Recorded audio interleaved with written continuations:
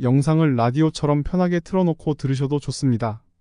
구독과 좋아요, 알람 설정을 꾹 눌러주세요. 여러분들 65세가 넘으신 분들 손들어 보세요. 내가 늘 말하지만 슬기로운 처녀들이 있어요.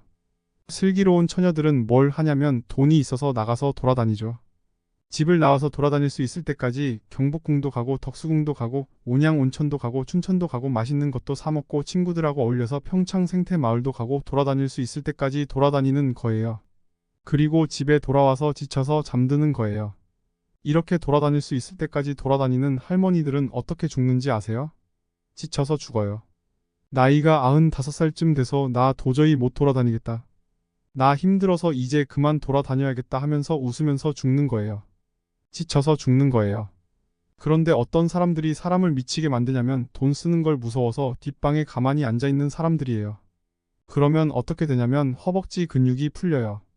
허벅지 근육이 풀리면 그 다음에 하는 일은 누워서 똥 싸는 거예요. 그 다음에 그 집에 할머니가 똥을 싸기 시작하면 그 집은 기쁨이 다 사라지는 거예요. 냄새가 얼마나 나쁘겠어요. 본인도 괴롭지만 그걸 옆에서 지켜보는 사람들도 괴로워요. 그러니까 여러분들 자식을 위하는 건 자식 걱정하는 게 아니에요. 자식을 위하는 건 내가 마지막까지 죽기 직전까지 내 발로 화장실 가는 거예요. 그게 정말 자식을 위하는 거예요. 마지막까지 화장실을 가기 위해서는 뭐 해야 돼요? 운동해야 돼요. 운동. 제가 말씀드리는 거 운동이에요. 여러분들이 2살 때 자랑스러운 게 뭔지 알아요? 똥오줌 가리는 거예요. 2살 때 자랑스러운 건 똥오줌 가리는 거예요. 3살 때 자랑스러운 건 뭐냐면 이가 나는 게 자랑스러운 거예요. 12살 때 자랑스러운 건 친구가 있는 게 자랑스러운 거예요. 그때 엄마 아빠 필요 없어요. 또래 애들하고 막 뛰어놀고 다니는 게 자랑스러워요. 18살 때 자랑스러운 건 운전할 줄 아는 게 자랑스러운 거예요. 20대 때 자랑스러운 건 애인이 있는 게 자랑스러운 거예요. 35살 때 자랑스러운 건 돈을 버는 게 자랑스러운 거예요. 50살 때 자랑스러운 건 돈이 많은 게 자랑스러운 거예요. 60살 때 자랑스러운 건 애인이 있는 게 자랑스러운 거예요. 그때도 애인이 있으면 자랑스러운 거예요. 75살 때 자랑스러운 건 같이 여행 다닐 친구가 있는 거예요. 같이 밥 먹을 친구가 있는 게 자랑스러운 거예요. 80살 때 자랑스러운 건 이가 남아있는 게 자랑스러운 거예요. 85살 때 자랑스러운 게 뭔지 알아요? 똥오줌을 가릴 줄 아는 게 자랑스러운 거예요. 85살이 되어서도 내가 똥오줌을 가릴 수 있다면 그건 자식들한테 최고의 선물이에요. 그래서 뭐 해야 하냐? 운동을 해야 해요. 운동 얘기를 다음에 또 강의할 테니 여러분들 운동 꼭 하세요. 황창현 신부님의 행복 특강을 지금 바로 시작합니다. 예수님 반갑습니다. 반갑습니다. 오늘 우리 함께 시작 기도를 바치고 황창현 신부님의 강연을 시작하겠습니다. 성부와 성자와 성령의 이름으로 아멘. 인생이란 채우는 일과 비우는 일이다. 지식과 정보로 머리를 채우고 사랑으로 가을을 채운다. 그러나 인생이란 비우는 것이 더 중요하다. 다른 사람들의 생각을 받아들이려면 머리를 비워야 하고 욕심이 지나치지 않으려면 마음을 비워야 하며 다른 사람에게 베풀려면 지갑을 비워야 한다. 잘 비우는 사람만이 잘 채울 수 있고 기쁨과 보람으로 가득 찬 인생을 살아갈 수 있다.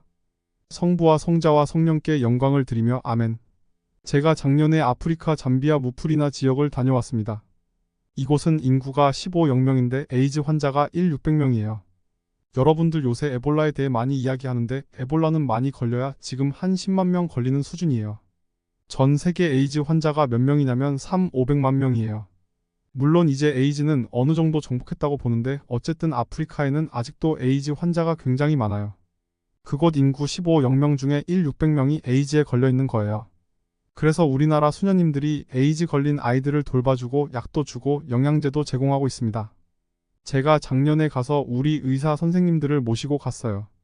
치과 의사 선생님들도 모시고 가서 주로 환자들의 이빨을 치료했는데 에이즈 환자에게 이빨을 빼는 게 굉장히 위험해요.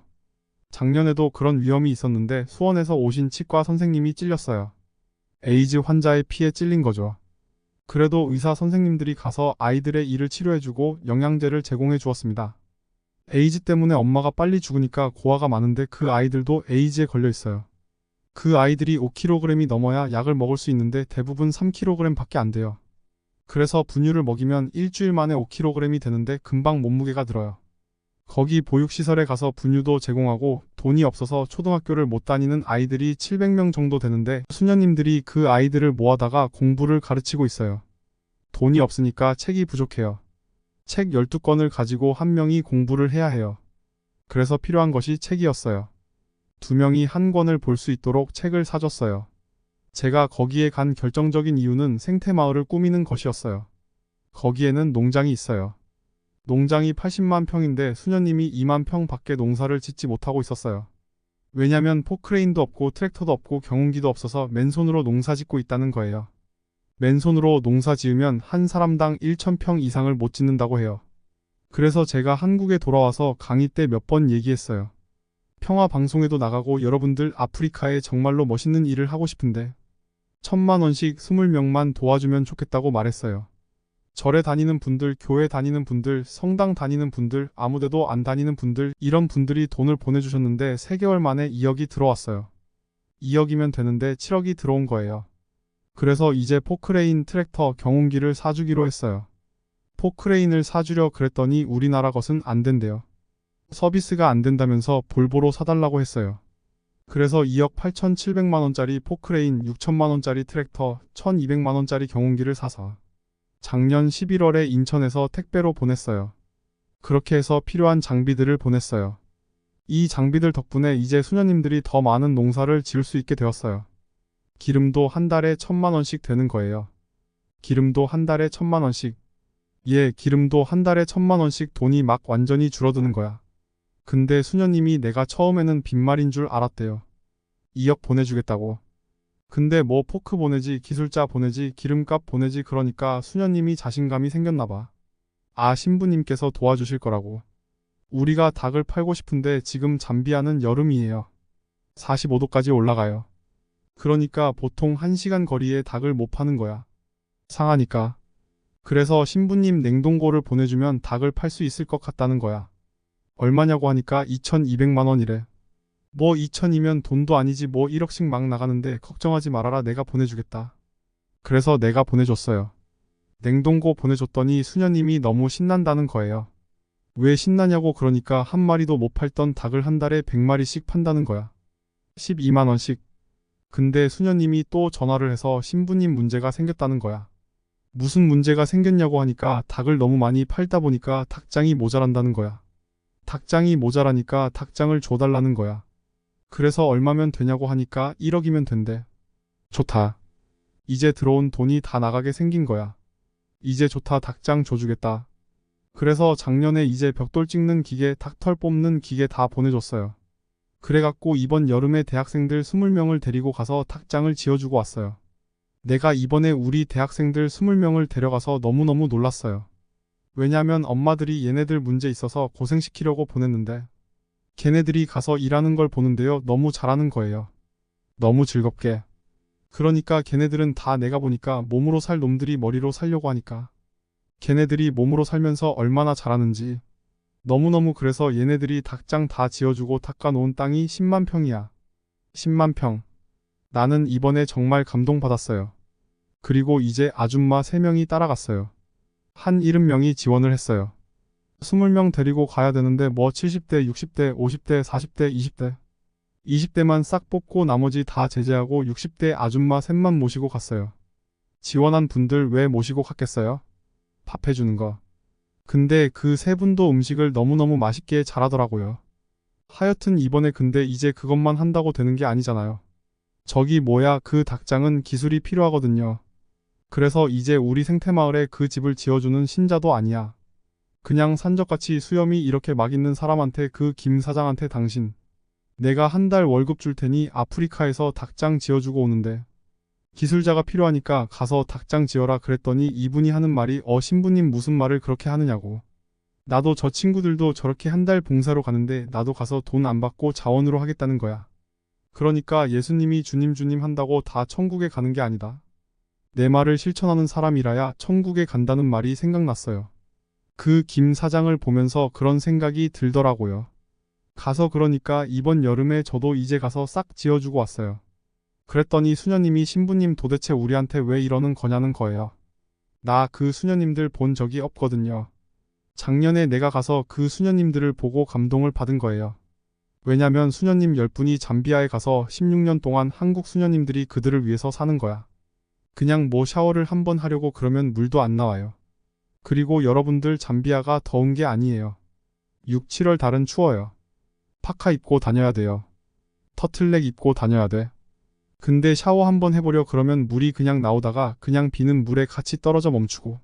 그렇게 불편한 데를 수녀님 10분이 16년 동안 수녀님이 38살 먹은 나탈리아 수녀님은 가자마자 말라리아에 걸려서 죽었어. 또 그네가 무덤에 가봤더니 사진을 이렇게 해놨는데 예쁘게 생겼더라고. 또 참 그러니까 옆에 동료 수녀님이 죽어가는데도 불구하고 수녀님들이 그들을 위해서 16년 동안 살았으니 이건 수녀님으로 안 보이는 거야. 작은 예수님으로 보이는 거야. 내가 이분들을 도와주지 않으면 나중에 큰 예수님한테 혼나겠다 생각이 들더라고. 그래서 수녀님이 신부님 우리한테 도대체 왜 이러느냐고 그러길래 내가 한마디 했어. 수녀님 무슨 말을 그렇게 섭섭하게 하느냐고. 같은 업종에서 일하면서 무슨 말을 그렇게 섭섭하게 하느냐고. 수녀님도 하느님이라고 나도 하느님이라. 내가 수녀님 도와주는 거 당연한 거 아니냐고 그랬더니 수녀님이 또 전화를 했어. 아우 신부님 추장을 만나야 된다는 거예요. 무슨 추장이냐고 했더니 아직도 잠비아에는 추장이 많대요. 근데 추장 한 분이 천주교 신자 추장이래요. 거기 한 20% 천주교 신자들이 있대. 근데 그 추장이 땅이 6억 평이 있대. 6억 평이 그래서 수녀님이 좋은 일 한다고 500헥타를 준다는 거예요. 그러니까 우리나라 150만 평 450만 제곱미터. 엄청난 큰 걸 준다는 거예요. 신부님 어떻게 할까요? 전화를 해서 말했어요. 수녀님 일단 받아두라고. 그랬더니 창설자 수녀님이 독일 수녀님인데 이 수녀님이 날 직접 찾아오셨어요. 신부님 다른 병원 운영하는 수녀님, 보육시설 운영하는 수녀님, 그 다음에 학교 운영하는 수녀님들은 일이 잘 진행이 되는 거예요. 근데 이 수녀님은 울고 다녔다는 거예요. 16년 동안. 땅이 뭐 한 면이 3.2km. 그 어마어마하게 땅이 크더라고요. 80만 평이. 근데 이 넓은 거를 수녀님이 무슨 재주로 해? 돈은 없지 일은 하고 싶지. 16년 동안 울고 다녔다는 거예요. 근데 요즘 수녀님이 웃고 다닌다 그래갖고 친구 수녀들한테 이렇게 말한대요. 이것들아 눈물로 씨 뿌리던 사람들이 기쁨으로 곡식을 거두리라. 이러고 다닌다는 거야. 그러니 신부님 이건 자기네들은 하기가 쉽지 않다는 거예요. 신부님은 나는 또 그쪽으로 공부도 했고 그러니 신부님이 이미 시작을 했으니 완성을 좀 해달라고. 난 또 80만 평 완성하려면 70살까지 이리저리 뛰어다니고 있는 거. 난 아무리 살아도 아무 상관없어. 심심할 일이 없어. 심심할 일이 없어. 이번 여름에는 이제 치과 의사 선생님도 안과 의사 선생님을 모시고 갔는데 이제 좀 젊은 분들이 가는데 안과 의사 선생님 대학병원의 과장님을 모시고 간 거야. 수술 도구까지 다 갖고 갔거든요. 내가 다 우리 저 후원하는 분들이 보내니까. 치과 수술 도구까지 다 갖고 가서 눈이 먼 사람이 눈이 떠졌어. 그러니까 이분이 눈이 떠졌는데 이분이 누구냐면 그 나이로비 대학의 교수를 하시다가 은퇴를 했어요. 은퇴를 했는데 나이로비 대학 교수하던 분이 얼마나 대단해. 근데 은퇴를 해서 시골에 내려왔는데 눈이 안 보이는 거야. 맹인으로 사는 거야. 근데 이분을 가서 수술을 해드렸어. 그러니까 눈이 떠지니까 자기가 뭐라고 그러냐면 신부님 이 은혜를 갚기 위해서 내가 학교를 하나 짓고 싶은데 어떻게 했으면 좋겠냐고. 그래서 좋다. 거기다 이제 학교 하나 짓자. 그러면 당신이 짓는 거 잘했다. 당신이 지을 학교를 또 내가 또 후원을 해줘야 되잖아. 그리고 그러니까 한 개 끝나면 한 개 시작하고 한 개 끝나면 한 개 시작하고 또 우리 예수님이 그런 예수님 아니에요. 난 모르겠다 하는 예수님이 어디 있어. 다 십자가 지셨는데. 그러니까 그런 일이 잘 돼 가는데. 진짜 여러분들 이렇게 보면 정말 예수님은 작은 예수님을 잘 만나야 되는 거예요. 또 하나 얘기해 줄게요. 한 10년 전인가 우리 교구에서 세계 주교 신학생 대회에서 갈라진 동유럽과 그 다음에 남미하고 그 다음에 우리 이쪽 동아시아 학생들과 신부님들 초청해서 이렇게 한 열흘 피정을 하는데 우리 방에 이제 신부님이 들어왔어요. 근데 그 신부님이 동유럽 신부님이야. 폴란드 신부님이야. 근데 이 신부님이 하는 말이 자기는 벨라루스에서 사목을 한대요. 그래 자기는 사목하는 데가 뭐냐고 그랬더니 자기는 벨라루스에서 한 200km 떨어진 시베리아에서 사목한대요. 근데 거기 어떻게 하느냐고 그랬더니 자기 신자들은 다 농부들이라는 거야. 그러니까 시베리아는 겨울에 한 8개월 얼음이 얼어있잖아. 거기 농사 지을 때 농사 지어서 그 사람들 먹고 살게 해주는 거. 이게 이제 농사 지어서 신자들 먹게 해주는 게 사목이라는 거야. 그러니까 여러분도 우리 시골에서 어부들 사목하는데도 그 배를 사주는 게 사목인 거야. 그게 말이 되냐고 그랬더니 이 신부님이 자기는 평생 그렇게 살아서 그게 진짜 사목이라는 거야. 그래서 내가 그때 그거 내가 도와줘야 되겠다. 어떻게 하냐고 그랬더니 자기는 트랙터 하나 갖고 싶다는 거야. 내가 그때 돈도 많고 그래서. 근데 트랙터가 5천만 원 하대. 그래서 트랙터 5천만 원 보내줬어요. 보냈더니 신부님이 너무너무 고마워하면서 또 편지가 왔어. 신부님 하나만 더 줬으면 좋겠다는 거야. 뭐냐고 그랬더니 하우스. 시베리아는 춥기 때문에 겨울에 하우스를 안 하면 농사를 못 짓는다는 거야. 5천이면 안 된다 그러길래. 그때 돈 많이 벌었으니까 5천을 또 보내줬어요. 그래서 그 신부님이 또 너무 고마워하면서 그때 당시 신부님들도 여유가 없어. 그래서 자기가 그때 신부님이 되고 내가 나중에 성당에 가면 돈 달라고 그러면 절반은 잘라야 되겠다 생각한 거야. 그러니까 예수님을 잘 만나야 된다니까. 근데 내가 오늘 시간이 없으니까. 내가 어렸을 때 엄마가 나를 예수님을 만나게 했어요. 우리 엄마가 예수님을 잘 만나게 해줘서. 근데 이게 진짜 거짓말처럼 들리는데 우리 형님이 그때 고등학생이었는데 겨울에 나무 하다가 나무가 부러졌어. 거기 나무를 하다 넘어졌어요. 그래서 이가 부러졌는데 그걸 박아줄 데가 없어. 근데 그때 우리 동네 교리 공부하는데 교리 공부를 잘하는 사람한테 박아준대. 근데 교리 공부를 열심히 다녔어요. 근데 교리 공부 가기 전에 아침에 우리 엄마가 오늘 교리 공부 잘하고 와라. 그러니까 예수님이 이가 부러졌는데 교리 공부를 열심히 다녔더니 예수님이 이걸 딱 고쳐줬다는 거야. 예수님이 고쳐준 거야. 그럼 나는 어디 가서 아프면 저 예수님한테 가면 나을 거야. 내가 그렇게 생각을 했어. 그게 예수님을 만난 거야. 근데 내가 어렸을 때 내 친구 엄마가 천주교 믿는 사람은 미신이라는 거야. 천주교 믿는 사람은 구박을 받아야 된다는 거야. 근데 천주교 믿으면 왜 구박을 받냐고 그랬더니 천주교 믿으면 벌 받는다는 거야.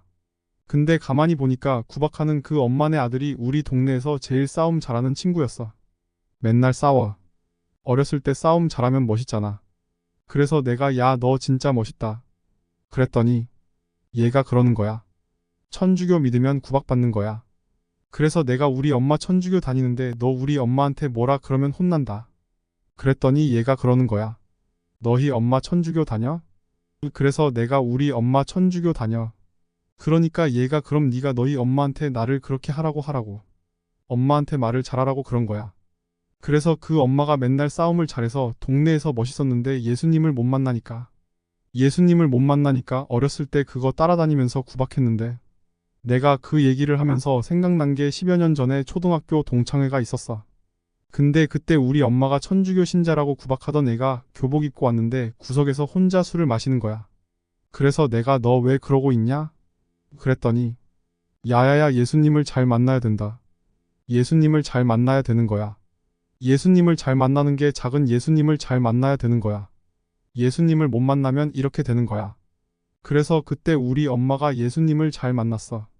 그래서 형님이 교리상으로 이빨 받고 나서 동네에 가서 어머니한테 엄마, 나 교리 공부 열심히 하니까 예수님이 이빨을 박아주더라. 그랬더니 엄마가 그랬대. 예수님이 아빠도 아니고 이빨 박아주냐. 예수님이 이빨 박아줬대. 예수님이 그렇게 잘해주는 거야. 그래서 예수님을 잘 만나야 돼. 예수님이 우리를 고쳐주시는데 예수님을 잘 만나야 돼. 여러분들 남한산 그 근처에 또 점 보는 데도 많아요. 보면 이제 거기 이제 신부 카페 우리는에서도 할 일이 있는 거야. 나는 이제 뭐 대학 하라고 이제 기부금도 40억 받았으니까 나는 200살까지 살아도 일이 있어요. 200살까지. 근데 여러분들은 무슨 계획이 있느냐? 나 이걸 묻고 싶은 거에 지금. 60살 되신 분들은 100살까지 살아요. 100살. 50살 되신 분들은 110살까지 살아. 10살 되신 분들은 120살까지 살아. 120살. 제가 20년 전에 광야로 다니면서 여러분들 이제 새 시대가 옵니다. 신부님 뻥하지 말라고 무슨 100살까지 사느냐고.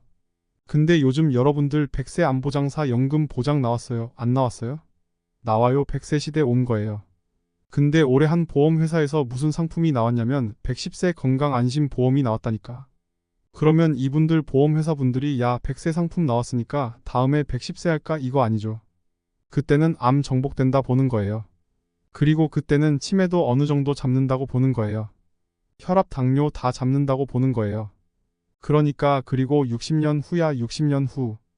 여러분들 1년에 0.5년이 늘어나 1년에 0.5년 평균. 그러니까 지금 86세가 가장 많이 죽는 나이요. 86세가 근데 2020년에는 몇 세 가장 많이 죽느냐? 90세에 가장 많이 죽는데 2020년. 그럼 2020년이면 몇 년 후? 6년 후야 6년 후. 그럼 여기 60살 되신 분들 66살 되면은 90세가 가장 많이 죽는다. 그러면 그분들 몇 살까지 살 것 같아요? 살은 그냥 가는 거. 60세 대 50세 그럼 110살 간다니까. 아직 산 것도 아니라니까. 여러분들 40살은 20년 더 살고 60년을 더 살아야 돼 60년. 그런데 며칠 전에 소련 러시아에서 이 먹으면 120살까지 사는 알약을 개발했네요. 미토콘드리아 뭐 우리가 이렇게 장도 늙어가고 늙어가면서 노화가 진행이 되는데 그걸 먹으면 그 노화 진행 속도를 그렇게 늦출 수가 있다는 거야. 10년 후부터 심판한다는 거예요. 120살까지 사는 일이 벌어지는 거야. 120살 그러면 이거 어떻게 되는 거야? 이거 보통 심각한 문제가 아니라니까.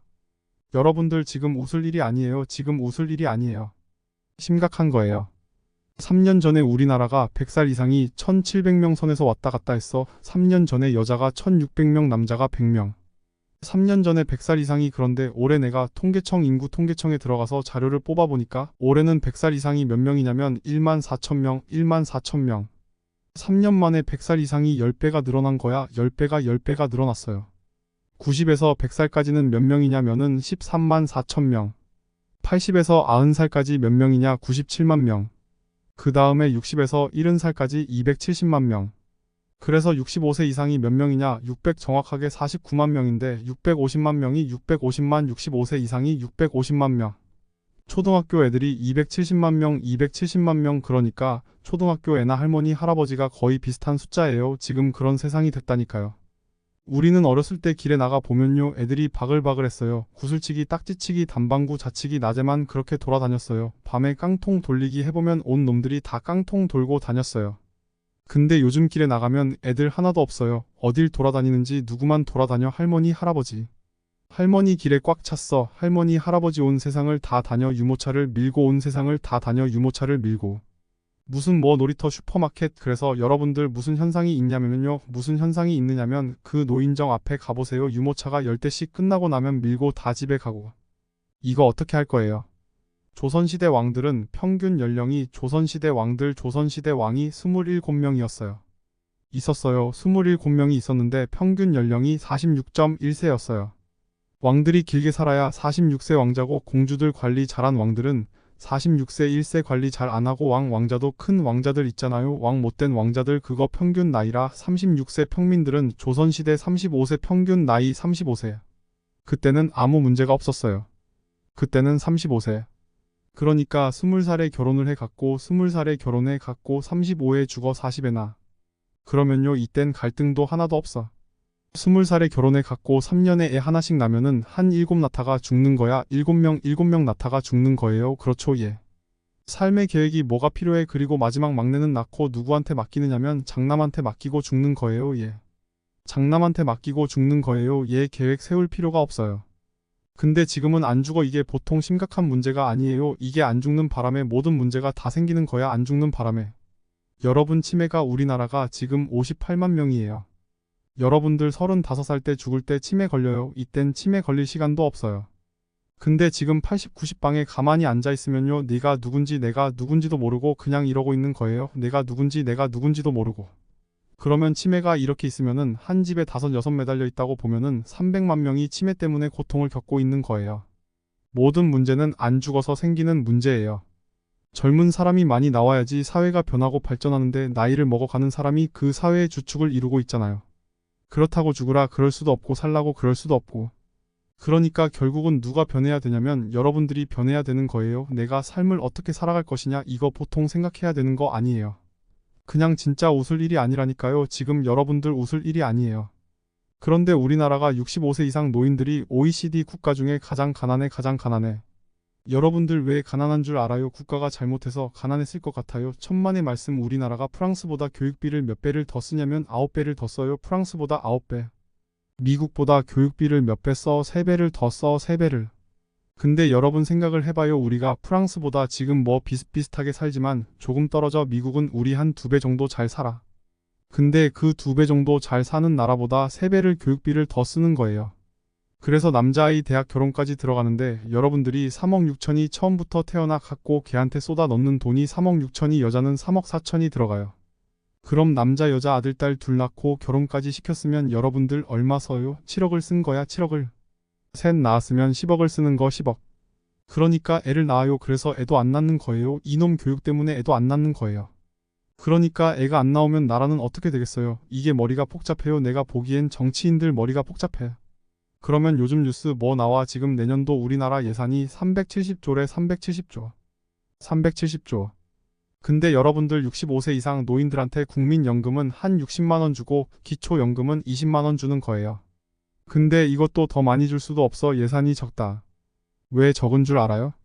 교육비로 다 가는 거야, 교육비로. 그러면 여러분들 나라가 가난하면 뭐라고 해야 돼요? 나라가 가난하면 내 삶도 가난한 거야. 근데 그 노인들이 길에 가서 할 일이 없어.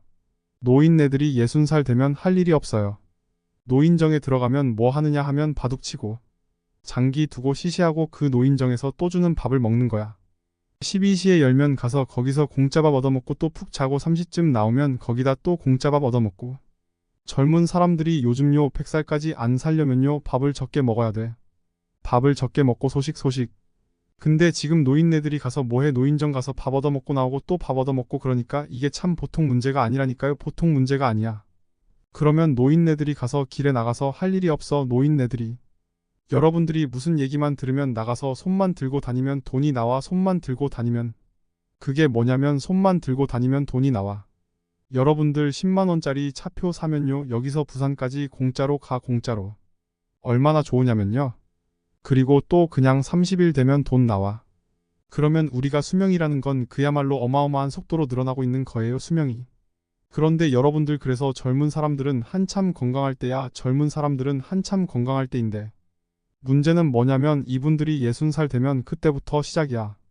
젊은 사람들이 한참 돈 벌고 한참 60살이 넘어서부터 뭘 시작하느냐 하면 60살 넘어서부터 뭐를 시작해? 70살 먹으면 뭐가 온다고 그래? 60살 넘어서부터? 치매가 온다고 그러잖아요. 치매가 와요. 그러니까 우리가 이때부터 치매가 왔을 때부터 이게 시작이야. 그러면 내 삶이라는 것이 어떻게 되는 거예요? 치매가 오면. 지금 이 부분에 대해서는 우리가 심각하게 생각할 필요가 있는 거예요. 우리가 지금 이 순간부터 어떤 준비를 하고 어떻게 살아갈 것인지에 대한 진지한 고민이 필요해요. 우리 모두가 이 문제에 대해 적극적으로 생각하고 대응할 필요가 있습니다. 여러분들 65세가 넘으신 분들 손들어 보세요. 내가 늘 말하지만 슬기로운 처녀들이 있어요. 슬기로운 처녀들은 뭘 하냐면 돈이 있어서 나가서 돌아다니죠. 집을 나와서 돌아다닐 수 있을 때까지 경복궁도 가고 덕수궁도 가고 온양 온천도 가고 춘천도 가고 맛있는 것도 사 먹고 친구들하고 어울려서 평창 생태마을도 가고 돌아다닐 수 있을 때까지 돌아다니는 거예요. 그리고 집에 돌아와서 지쳐서 잠드는 거예요. 이렇게 돌아다닐 수 있을 때까지 돌아다니는 할머니들은 어떻게 죽는지 아세요? 지쳐서 죽어요. 나이가 95살쯤 돼서 나 도저히 못 돌아다니겠다. 나 힘들어서 이제 그만 돌아다녀야겠다 하면서 웃으면서 죽는 거예요. 지쳐서 죽는 거예요. 그런데 어떤 사람들이 사람을 미치게 만드냐면 돈 쓰는 걸 무서워서 뒷방에 가만히 앉아있는 사람들이에요. 그러면 어떻게 되냐면 허벅지 근육이 풀려요. 허벅지 근육이 풀리면 그 다음에 하는 일은 누워서 똥 싸는 거예요. 그 다음에 그 집에 할머니가 똥을 싸기 시작하면 그 집은 기쁨이 다 사라지는 거예요. 냄새가 얼마나 나쁘겠어요. 본인도 괴롭지만 그걸 옆에서 지켜보는 사람들도 괴로워요. 그러니까 여러분들 자식을 위하는 건 자식 걱정하는 게 아니에요. 자식을 위하는 건 내가 마지막까지 죽기 직전까지 내 발로 화장실 가는 거예요. 그게 정말 자식을 위하는 거예요. 마지막까지 화장실을 가기 위해서는 뭐 해야 돼요? 운동해야 돼요. 운동. 제가 말씀드리는 거 운동이에요. 여러분들이 2살 때 자랑스러운 게 뭔지 알아요? 똥오줌 가리는 거예요. 2살 때 자랑스러운 건 똥오줌 가리는 거예요. 3살 때 자랑스러운 건 뭐냐면 이가 나는 게 자랑스러운 거예요. 12살 때 자랑스러운 건 친구가 있는 게 자랑스러운 거예요. 그때 엄마 아빠 필요 없어요. 또래 애들하고 막 뛰어놀고 다니는 게 자랑스러워요. 18살 때 자랑스러운 건 운전할 줄 아는 게 자랑스러운 거예요. 20대 때 자랑스러운 건 애인이 있는 게 자랑스러운 거예요. 35살 때 자랑스러운 건 돈을 버는 게 자랑스러운 거예요. 50살 때 자랑스러운 건 돈이 많은 게 자랑스러운 거예요. 60살 때 자랑스러운 건 애인이 있는 게 자랑스러운 거예요. 그때도 애인이 있으면 자랑스러운 거예요. 75살 때 자랑스러운 건 같이 여행 다닐 친구가 있는 거예요. 같이 밥 먹을 친구가 있는 게 자랑스러운 거예요. 80살 때 자랑스러운 건 이가 남아있는 게 자랑스러운 거예요. 85살 때 자랑스러운 게 뭔지 알아요? 똥오줌을 가릴 줄 아는 게 자랑스러운 거예요. 85살이 되어서도 내가 똥오줌을 가릴 수 있다면 그건 자식들한테 최고의 선물이에요. 그래서 뭐 해야 하냐? 운동을 해야 해요. 운동 얘기를 다음에 또 강의할 테니 여러분들 운동 꼭 하세요. 오늘 황창현 신부님, 명언 배움 소견. 사람들은 종종 과거나 미래에 대한 회상과 걱정 없이 현재를 살라고 권합니다. 심리학 연구에 따르면 과거에 대한 반복적인 회상이나 미래에 일어날지도 모를 사건에 대한 불안은 슬픔과 불안을 증가시키며 심지어 불면증을 유발할 수 있다고 합니다. 그러나 현실에서 과거의 후회나 미래의 불안을 버리고 순간에 집중하는 것은 결코 쉬운 일이 아닙니다. 그렇다면 어떻게 하면 복잡한 일상 속에서 흔들리지 않고 현재를 살 수 있을까요? 우리의 마음은 하루에도 수십 번씩 현재에서 과거나 미래로 쉽게 왔다 갔다 합니다. 친구와의 대화나 회의 중에도 자주 혼자만의 생각에 잠기는 일이 있습니다. 며칠 전의 말실수나 오늘 아침에 넘어진 장면을 떠올리면서 그때 정말 부끄러웠어라고 생각하게 되죠. 그 순간 몸은 현재 위치에 있지만 정신은 과거를 회상하는 경험을 합니다. 또한 점심 뭐 먹지? 이 일은 어떻게 처리하지? 내일 약속이 있었지 등의 사소한 것부터 승진이나 이직, 먼 장래일까지 생각하며 매 순간을 과거와 미래 사이에서 오가며 보냅니다. 이런 상태에서는 중요한 대화를 놓치거나 누군가 나에게 의견을 물을 때 급하게 대답해야 하는 상황에 처할 수 있습니다. 사실 이런 상태는 마음이 편안하고 비워진 것이 아니라 너무 많은 생각으로 일시적으로 마비된 상태에 더 가깝습니다. 여러분의 정신이 얼마나 분주한지 확인해보고 싶다면 지금 당장 3분 동안만 생각을 멈추어 보세요. 생각보다 이것이 얼마나 어려운지 금방 아시게 될 것입니다. 생각을 멈추라고? 어떻게 그럴까? 라며 의아해할지도 모릅니다. 이런 시도를 하면서 우리의 마음이 얼마나 바쁜지 알게 됩니다. 평소에는 인지하지 못하지만 잠을 잘 못 드는 날도 있고 눈을 감는 순간 머릿속이 얼마나 시끄러운지 다들 경험 한 번쯤은 해보셨을 겁니다. 여러 생각과 걱정, 계획들이 마음을 가라앉히지 못하게 하고 불안과 스트레스를 증가시킵니다. 몸은 졸린데 정신은 맑은 상태가 되어버리는 상황이죠. 이런 생각의 과정에서 걱정 때문에 잠을 못 자고 잠을 못 자는 것을 또 걱정하는 악순환이 이어집니다. 예를 들어 잠을 못 자면 큰일 날 것 같아. 중요한 일정이 있는데 어떡하지? 왜 침대에만 누우면 생각이 많아질까? 스트레스를 너무 쉽게 받아. 다른 사람들은 잘만 자는데 나만 이렇게 예민해서 싫다와 같이 자신의 정서적, 신체적 반응에 대해 더 많은 생각과 평가를 하면서 추가적인 스트레스를 받게 됩니다. 이런 상황에서 점점 악순환이 됩니다. 생각을 멈추는데 가장 중요한 것은 현재의 상태, 감정, 생각에 대한 평가를 멈추는 것입니다. 우리는 평온한 상황에서도 여러 가정을 하며 스스로 불행을 늘려가는 것은 아닌지 생각해 볼 필요가 있습니다. 예를 들어 편두통이 있을 때 단순히 통증만이 아니라 그 통증에 대한 나의 반응이 더 큰 고통을 가져올 수 있다는 것을 주의해야 합니다. 신체적 통증과 감정적 반응은 별개이며 신체적 고통이 꼭 마음의 고통이 될 필요는 없습니다. 감각을 통제할 수는 없지만 감각에 대한 반응은 선택할 수 있다는 것을 꼭 기억하시기 바랍니다. 이러한 내용을 참고하시어 삶의 지혜를 얻고 마음의 평안을 누리시길 바랍니다. 오늘 글이 도움이 되셨다면 공유해주세요.